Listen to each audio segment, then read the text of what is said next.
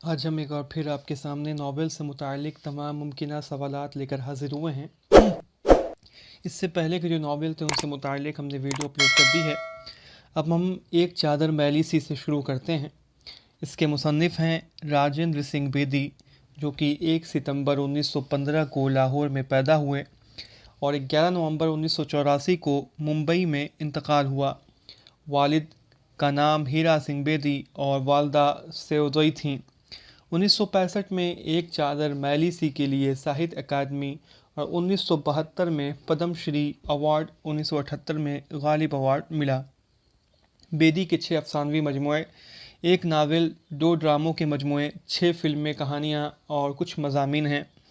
بیدی نے طالب علمی کے زمانے میں 1932 میں محسن لاہوری کے نام سے انگریزی، اردو اور پنجابی میں نظمیں اور کہانیاں لکھ کر ادبی زندگی کا آغاز کیا۔ دانا دوام بیدی کا پہلا افسانوی مجموعہ ہے جس میں 14 افسانے ہیں۔ بیدی کی کلیات میں پہلا افسانہ بھولا ہے۔ ایک چادر میلی سی میں 150 صفحات پر مشتمل بیدی کی اکلوتی ناول ہے جو 11 فصلوں پر مشتمل ہے۔ ناول پہلے 1960 میں رسالہ نقوش میں 2 قسطوں میں شائع ہوئی اور 1962 میں مکتبہ جامعہ دہلی سے پہلی بار کتابی صورت میں شائع ہوئی۔ اس ناول کا ترجمہ انگریزی میں آئی ٹیک دس وومن کے نام سے ہوا۔ بیدی کے تعلق سے کچھ اقوال ہم دیکھ لیتے ہیں۔ عالم مسرور کہتے ہیں کہ راجندر سنگھ بیدی اینٹ پر اینٹ رکھ کر افسانہ تعمیر کرتے ہیں۔ کنہیا لال کپور کہتے ہیں کہ راجندر سنگھ بیدی تھیم کا بادشاہ ہے۔ عالم مسرور کہتے ہیں کہ بیدی کہانی کہتے ہیں، نہ سیاست بگاڑتے ہیں، نہ فلسفہ چھاٹتے ہیں، نہ شاعری کرتے ہیں، نہ مورخ کے کیڑے گنتے ہیں۔ عام زندگی، عام لوگ، عام رشتے ان کے افسانوں کے موضوع ہیں۔ احد شام حسین لکھتے ہیں ان کی کہانیاں ایسی خوبصورت، جاندار، گھٹی ہوئی اور پر اثر ہوتی ہیں کہ ان کے ایک ایک لفظ اور ایک ایک فقرہ تلا معلوم ہوتا ہے، اور وہ اس بات کو بھی نہیں بھولتے کہ ایک چھوٹی کہانی میں کوئی خیال اور نقطہ غیر ضروری نہیں ہونا چاہیے۔ عالم مسرور لکھتے ہیں کہ راجندر سنگھ بیدی کا افسانہ تراشا ہوا ہیرا ہے۔ خلیل الرحمن اعظمی لکھتے ہیں کہ بیدی کے کسی افسانے میں فن افسانہ نگاری کے اعتبار سے کوئی کسر نہیں۔ اسلوب احمد انصاری لکھتے ہیں کہ مواد اور فن دونوں کے اعتبار سے اگر اردو کے 2 بڑے کہانی لکھنے والوں کے نام لیے جائیں تو بلا شبہ پریم چند اور راجندر سنگھ بیدی ہو سکتے ہیں۔ اسلوب احمد انصاری کا یہ قول۔ کردار ہے رانو، جو ناول کی ہیروئن ہے، سب سے متحرک کردار ہے۔ تلوکا، رانو کا پہلا شوہر، منگل تلوکا کا بھائی اور رانو کا دوسرا شوہر۔ چودھری مہربان داس تلوکا جس کے یہاں لڑکیاں لاتا ہے۔ چنو رانی کی سہیلی، چندا رانی کی ساس، جاترن، سرپنچ گیان سنگھ، حضور سنگھ، گھنشیام داس، پورن دئی، جگو، کرم دین وغیرہ ایک چادر میلی سی کے کردار ہیں۔ اب ہم خدا کی بستی سے متعلق کچھ اہم معلومات آپ کے سامنے رکھ دیتے ہیں۔ خدا کی بستی جو ناول ہے، اس کے مصنف ہیں شوکت صدیقی، جو 20 مارچ 1923 کو لکھنؤ میں پیدا ہوئے اور 16 دسمبر 2006 کو کراچی میں وفات ہوئی۔ شوکت صدیقی نے 1946 میں سیاسیات میں ایم اے کیا اور 1950 میں پاکستان ہجرت کر کے چلے گئے۔ 1946 میں ادبی زندگی کا آغاز ماہنامہ ترکش سے کیا۔ شوکت کے افسانوی مجموعے ہم دیکھ لیتے ہیں۔ تیسرا آدمی 1952 میں پہلا افسانوی مجموعہ ہے اندھیر اور اندھیرا، راتوں کا شہر، کیمیا گر۔ شوکت کے ناول کمین گاہ، خدا کی بستی جو کہ 1958 میں شائع ہوا، جانگلوس اور 4 دیواری۔ شوکت صدیقی کو خدا کی بستی کے لیے 1960 میں آدم جی ایوارڈ ملا۔ خدا کی بستی ناول پہلی بار 1958 میں شائع ہوا۔ ناول خدا کی بستی کا 226 سے زیادہ زبانوں میں ترجمہ ہوا۔ خدا کی بستی 50 سے زیادہ ایڈیشن شائع ہو چکے ہیں۔ خدا کی بستی 1959 کے ایڈیشن میں انتصاب ڈاکٹر عبدالعلیم کے نام ہے، جو مکینہ نیارہ ہی سے شائع ہوئی، مکتبہ نیارہ سے ہی شائع ہوئی، اور بعد کے ایڈیشنوں میں اس کا انتصاب ظفر مسعود کے نام ہے۔ ناول خدا کی بستی 4 مہینے میں مکمل ہوئی۔ ناول خدا کی بستی میں ابتدا میں شوکت صدیقی نے بر صبیل تذکرہ کے نام سے عنوان سے اظہار خیال کیا۔ ناول خدا کی بستی 11 فصلوں پر مشتمل ہے۔ کردار دیکھ لیتے ہیں۔ ناول کے مرکزی کردار راجہ نورشاہ شامی ہیں۔ راجہ ایک غریب لڑکا ہے جو بوڑھے ریڑھی میں ڈال کر گداگری کرتا ہے اور ملے ہوئے پیسوں سے جوا کھیلتا ہے، سنیما دیکھتا ہے۔ نورشاہ جو چوری کی لت میں مبتلا ہے، گھر سے بھاگ جاتا ہے۔ شامی اپنے باپ کی دکان پر بیٹھتا ہے۔ رضیہ نورشاہ کی ماں بیڑیاں بناتی ہے۔ سلطانہ نورشاہ کی بڑی بہن۔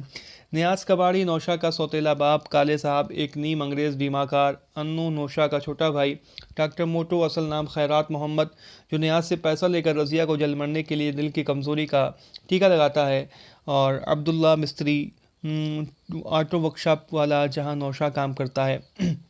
سلمان تنظیم ملک پیما کا ایک اہم رکن، سلطانہ کا عاشق۔ رخشندہ سلمان سے شادی ہوتی ہے، پھر طلاق ہو جاتی ہے۔ خان بہادر ایک بدعنوان سرکاری افسر ہے۔ خان بہادر۔ اب ہم آگ کا دریا سے متعلق کچھ اہم معلومات آپ کے سامنے رکھ دیتے ہیں۔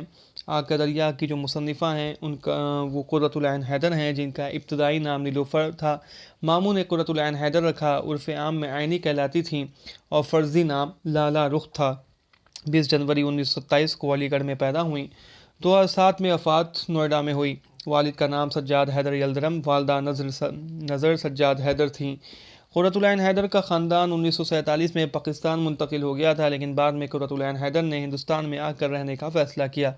قرۃ العین حیدر 14 سال پاکستان میں سکونت پذیر رہیں۔ قرۃ العین حیدر 1961 میں جواہر لال نہرو کے کہنے پر ہندوستان آئیں۔ قرۃ العین حیدر 1981 سے 1982 تک جامعہ ملیہ میں اور 1982 سے 1984 تک علی گڑھ مسلم یونیورسٹی میں وزٹنگ پروفیسر رہیں۔ قرۃ العین حیدر انگریزی فکشن کی جدید ترین حیاتی تجربوں سے استفادہ کرنے والی پہلی افسانہ نگار اور ناول نگار ہیں۔ قرۃ العین حیدر کی تحریروں میں جیمز جوائس اور ورجینیا وولف کا اثر واضح طور پر نمایاں ہے۔ قرۃ العین حیدر رومانوی نقطہ نظر کی حامل تھیں۔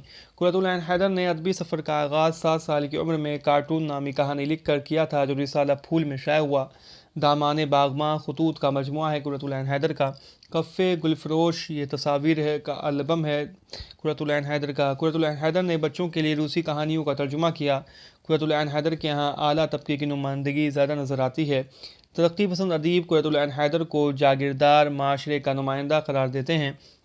قرۃ العین حیدر کو ترقی پسند ادیب پوپ ڈارلنگ کہتے تھے۔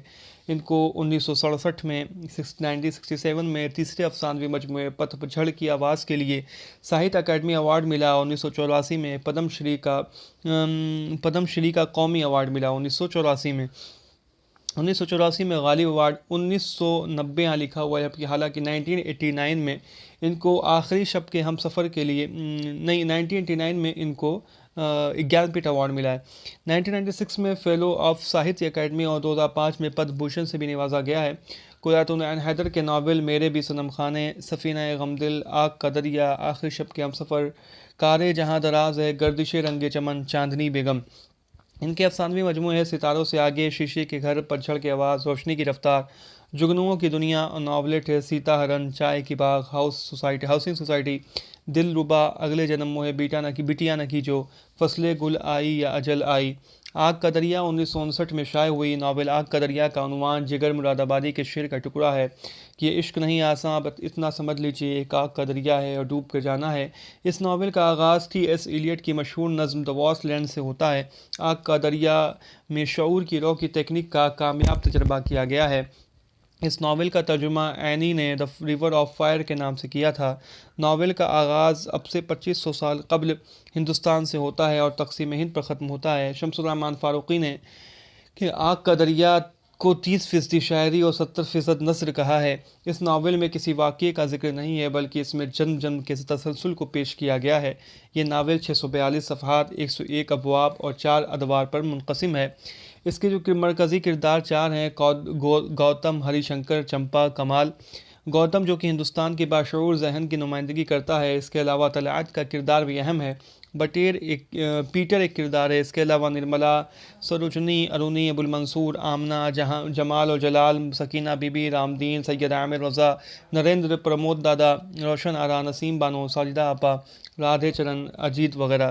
اس وقت اس ناول کی اشاعت بڑی حد تک بے وقت کی راگنی ہے۔ نون میم راشد نے کہا تھا کہ اس وقت اس ناول کی اشاعت بڑے حد تک بے وقت کی راگنی ہے، اور ناول آگ کے دریا کے جواب میں احسن فاروقی نے سنگم لکھا تھا۔ ناول آگ کا دریا کے جواب میں احسن فاروقی نے سنگم لکھا تھا۔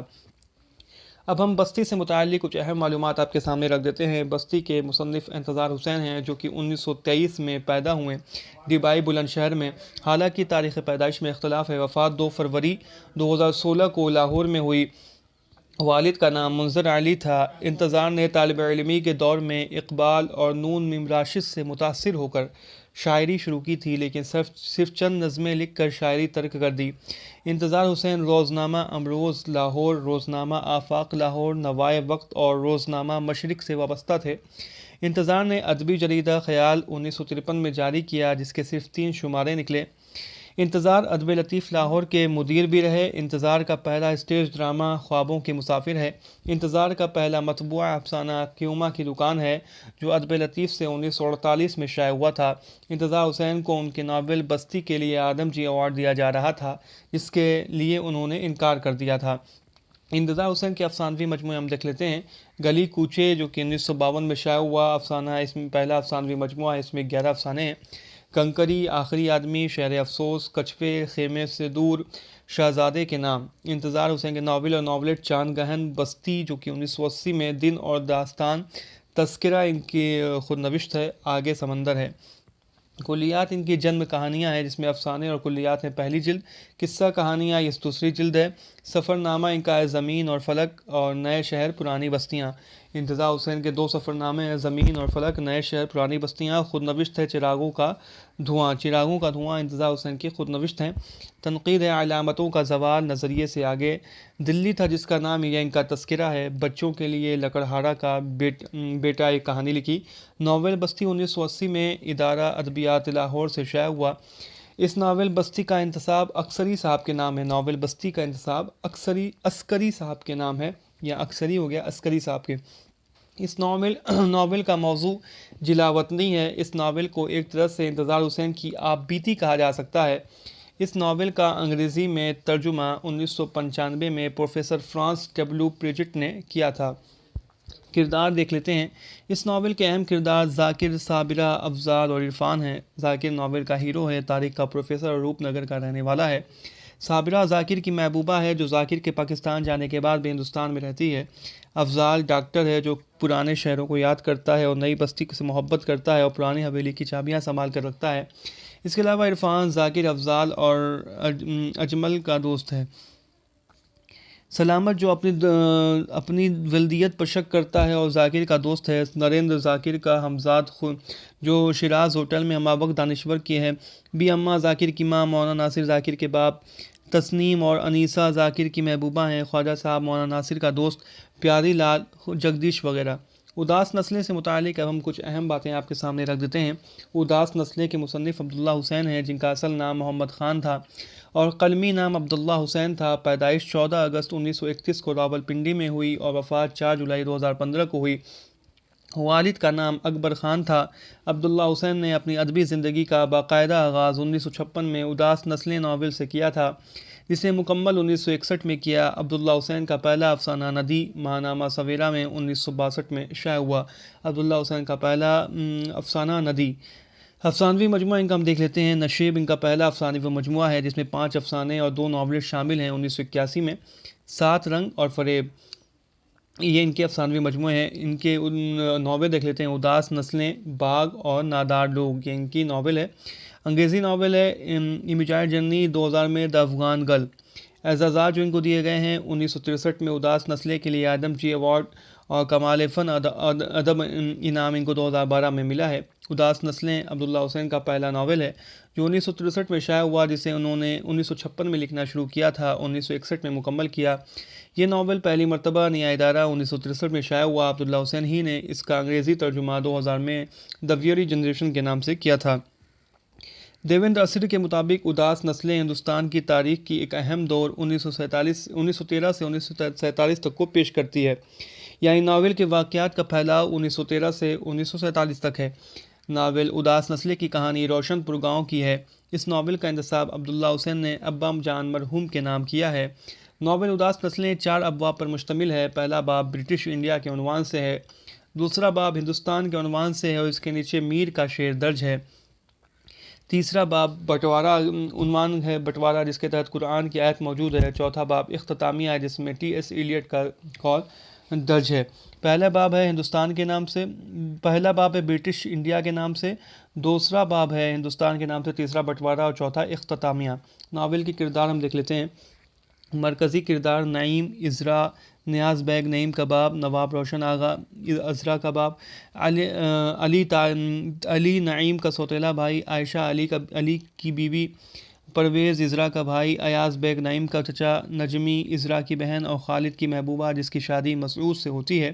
شیلا دہشت گرد گروہ کی ایک اچھوت لڑکی، مہندر سنگھ روشن پور کا کسان، ڈاکٹر انصاری جو نعیم کا علاج کرتا ہے، انیس الرحمن پارلیمنٹری سیکرٹری، مدن شیلا کا بھائی، بانو نعیم ہند کے بعد شیلا ہی بانو بن جاتی ہے، تقسیم ہند کے بعد شیلا ہی بانو بن جاتی ہے اور اس کی شادی علی نعیم کے سوتیلے بھائی سے ہوتی ہے۔ کرنل جانسن، یار محمد بیگ، نواب آغا کی حویلی روشن محل۔ اب ہم فائر ایریا سے متعلق کچھ اہم معلومات آپ کے سامنے رکھ دیتے ہیں۔ فائر ایریا کے مصنف ہیں الیاس احمد گدی، ان کے والد کا نام احمد گردی اور والدہ کا نام بطولن بی بی، اور مشہور افسانے کار غیاث احمد گدی الیاس احمد گدی کے بھائی ہیں۔ الیاس نے اپنے تحریروں میں بھوک کے مسئلے کو اٹھایا ہے۔ ناول فائر ایریا پر 1997 میں ساہتیہ اکیڈمی ایوارڈ ملا۔ گدی نے ادبی زندگی کا آغاز 1948 کے آس پاس کیا۔ ان کا پہلا افسانہ سرخ نوٹ ہے جو ماہنامہ افکار میں پھول بھوپال سے 1948 میں شائع ہوا۔ ان کا افسانوی مجموعہ ہم دیکھ لیتے ہیں۔ آدمی ان کا پہلا افسانوی مجموعہ ہے اور دوسرا افسانوی مجموعہ ہے تھکا ہوا ذہن۔ آدمی اور تھکا ہوا ذہن یا الیاس احمد گدی کا افسانوی مجموعہ ہے۔ ان کے ناول زخم، مرہم اور فائر ایریا ان کے 3 ناول ہیں۔ الیاس احمد گدی کا سفر نامہ ہے لچھمن ریکھا کے پار۔ ایک خاکہ انہوں نے اپنے بھائی غیاث احمد گدی کا خاکہ لکھا ہے مگدھ پور کے داستان گو کے نام سے۔ فائر ایریا پہلی بار بہار سے 1994 میں اور دوسری بار کراچی پاکستان سے 1999 میں شائع ہوا۔ شمیم حنفی کے مطابق فائر ایریا بنیادی طور پر ایک سیاسی ناول ہے۔ آگ اس ناول کا مرکزی استعارہ ہے۔ شمیم حنفی کے مطابق فائر ایریا میں کوئلے کے کانوں میں کام کرنے والے مزدوروں کا استحصال دکھایا گیا ہے۔ یہ ناول 367 صفحات پر مشتمل ہے۔ اس ناول کی کہانی کی ابتدا گیا ضلع کے گاؤں سے ہوتی ہے اور اختتام دھنباد شہر پر ہوتا ہے۔ گیا سے شروع ہوتی ہے اور دھنباد پر ختم ہوتا ہے۔ ناول فائر ایریا میں فلیش بیک کی تکنیک کا استعمال کیا گیا ہے۔ کردار اس کے ہم دیکھ لیتے ہیں۔ سہیل دیو ناول کا ہیرو ہے۔ مجمدار سہدیو کا دوست ہے اور کمیونسٹ پارٹی نظریے کا حامل ہے۔ جگشیر دوسا سہدیو کے ساتھ کام کرنے والا ہے۔ ننکو رحمت میاں رسول پور کا رہنے والا جس کی کولری میں موت ہو جاتی ہے۔ خاتونیہ جس کو خاتون جو ہے رحمت میاں کی بیوی۔ عرفان رحمت میاں کا بیٹا اور برتی بالا سہدیو کی بیوی۔ کپل سنگھ، کالا چند، لاردیپ نارائن، پی این ورما، بھاردواج، رانی کالا چند کی بہن، وائٹ صاحب، جوالا مصر، جعفری، جے سنگھ، انعام الخان، پھولمتی، کلیا، مہتائن، دھرپ سنگھ، مینیجر چھجر، حاضری بابو، جلیشور سنگھ وغیرہ اس ناول کے کردار ہیں۔ تو یہ میں نے آپ کے سامنے ناول سے متعلق تمام ممکنہ سوالات رکھ دیے ہیں۔ آپ اس ویڈیو کو لائک کریں اور چینل کو سبسکرائب کریں۔ جلدی ہم اگلی ویڈیو بھی اپلوڈ کریں گے۔